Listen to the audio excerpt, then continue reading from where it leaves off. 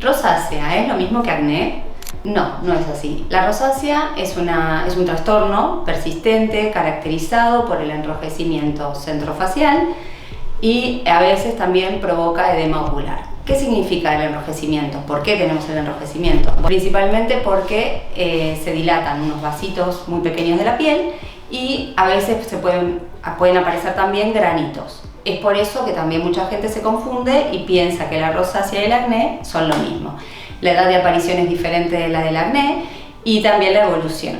Es muy importante hacer la distinción entre ambas. ¿Cuál es la causa? La causa de la rosácea se desconoce en general.